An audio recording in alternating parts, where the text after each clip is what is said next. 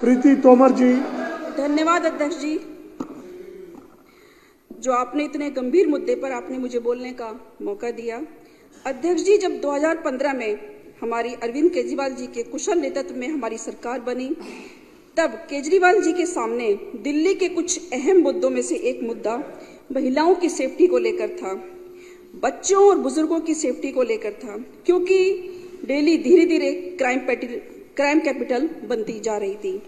क्योंकि केजरीवाल जी राजनीति करने नहीं, राजनीति बदलने के लिए आए थे। उन्होंने और उनकी सरकार ने बिजली, पानी, स्वास्थ्य, शिक्षा के साथ साथ विमेन सेफ्टी को विशेष तरजीह दी।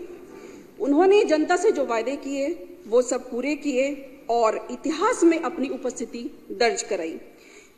जैसा कि उस समय डीटीसी बसों में महिलाओं के साथ जिस तरह की अभद्रता और बदतमीजी की जाती रही, उससे आप लोग अच्छी तरह से वाकिफ हैं। उसके अलावा बुजुर्गों व बच्चों को भी हेल्प की जरूरत होती है। इसके मद्देनजर दिल्ली गवर्नमेंट ने एक स्कीम शुरू की, जिसके तहत दिल्ली की बसेस में बस मार्शल तैनात किए गए, जो 2 से 3 शिफ्ट में काम करते थे। नतीजा, हमारे शहर की महिलाएं निडर और बखौफ होकर सफर करने लगी थी। बसेस में पैनिक बटन भी लगाए हुए थे। ये बस मार्शल बुजुर्गों और बच्चों की पूरी सुरक्षा करते थे। तो इस तरह अध्यक्ष जी एक पंथों काज वाली बात हो गई। इस तरह से उन्हें रोजगार भी मिल गया और महिलाओं, बच्चों और बुजुर्गों की सेफ्टी भी हो गई।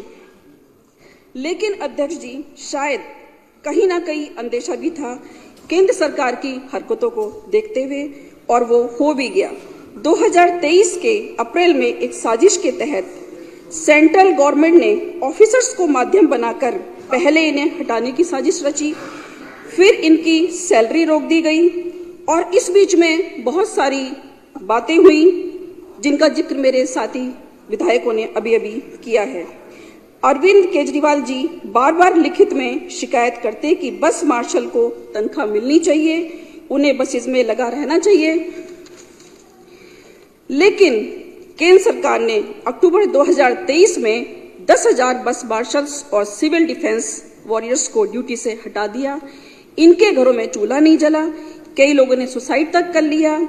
ये बस मार्शल्स जो है महिलाओं की सेफ्टी के लिए लगाए गए थे और कई घटनाएं किडनैप की हुई, जिसमें इन्होंने बहुत हेल्प करी। पिछले 1 साल से बस मार्शल सड़कों पर संघर्ष कर रहे थे। इनका साथ हमारे एक्स सीएम अरविंद केजरीवाल जी ने, हमारे हर मंत्री ने, हर विधायक ने दिया, चाहे वो सड़क पर संघर्ष करना हो या पुलिस के द्वारा डिटेन करना हो या लाठियां खाना हो। हमारी सरकार के मंत्री, विधायक इनके साथ कंधे से कंधे मिलाकर रहे। आखिरकार बस मार्शल्स का संघर्ष रंग लाया। सेंट्रल गवर्नमेंट को इनके संघर्ष के सामने झुकना पड़ा। दिल्ली गवर्नमेंट का ये प्रस्ताव कि बस मार्शल्स को वापस नौकरी पर रखा जाए, उनको मानना पड़ा। 10,000 बस मार्शल्स और सिविल डिफेंस वॉरियर्स को प्रदूषण के खिलाफ युद्ध, एंटी पॉल्यूशन ड्राइव में लगाया गया है, या कहें कि उनको नौकरी मिल गई है। इसको भी कैटेगराइज किया गया है। एक तरफ हमारी केजरीवाल सरकार है जो लगातार दिल्ली के युवाओं को रोजगार दे रही है, दूसरी तरफ केंद्र सरकार है जो दूसरे स्टेट्स को पराली जलाने के लिए, गंदा पानी भेजने के लिए उकसा रही है। उन्हें ना महिला सुरक्षा की चिंता है और न ही युवाओं की बेरोजगारी से कोई मतलब है। किसी भी तरह से दिल्ली सरकार के काम में बाधा डालना है। अध्यक्ष जी, अब हमारे ये वॉलंटियर्स पहले दिल्ली की बहनों को सुरक्षा दे रहे थे और अब ये दिल्ली के लोगों की सांसों की रक्षा कर रहे हैं एंटी पॉल्यूशन ड्राइव के तहत। लेकिन अध्यक्ष जी, सबसे बड़ा मुद्दा दिल्ली वालों के सामने ये है कि बसेस में बस मार्शल ना होने से महिलाओं के साथ फिर से अभद्र व्यवहार शुरू हो गया है, बदतमीजी शुरू हो गई है। बुजुर्गों और बच्चे भी सेफ फील नहीं कर रहे हैं। इसके लिए हमारी माननीय चीफ मिनिस्टर आतिशी जी ने एलजी के साथ को प्रस्ताव भेजा है और कहा है कि या तो इन्हें कॉन्ट्रेक्चुअल बेसिस पर रखा जाए या इनको परमानेंट किया जाए, क्योंकि ये चुनी हुई सरकार के अंडर नहीं आता है, ये एलजी साहब के डोमेन में आता है। और क्योंकि इस महिला सुरक्षा का मुद्दा है, इसलिए बस मार्शल को परमानेंट तौर पर दिल्ली की हर बस में रखा जाए ताकि दिल्ली की महिलाएं असुरक्षित महसूस ना करें। क्योंकि अध्यक्ष जी, पॉलिसी बनाने में एलजी साहब को टाइम लग सकता है, 2 महीने, 3 महीने या 6 महीने, क्योंकि ऐसा होता रहा है और इतने लंबे वक्त तक हम महिलाओं की सुरक्षा के साथ खिलवाड़ नहीं कर सकते हैं।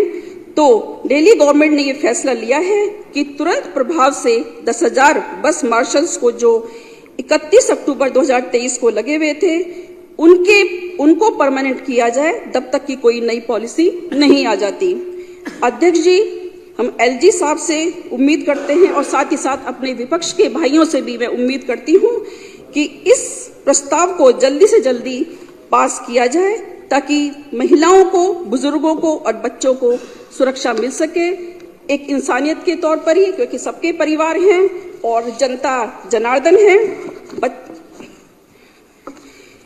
और मैं सोचती हूँ कि ऐसा करने से, इस नेक काम को करने से आप सभी को उनकी दुआएं मिलेंगी। अध्यक्ष जी, आपने बोलने का मौका दिया, बहुत बहुत धन्यवाद। अगर आपने हमारा अभी तक चैनल सब्सक्राइब नहीं किया है तो कृपया चैनल सब्सक्राइब कर लें, लाइक करें, शेयर करें, कमेंट करें। तो मिलते हैं फिर किसी और खबरों के साथ। नमस्कार।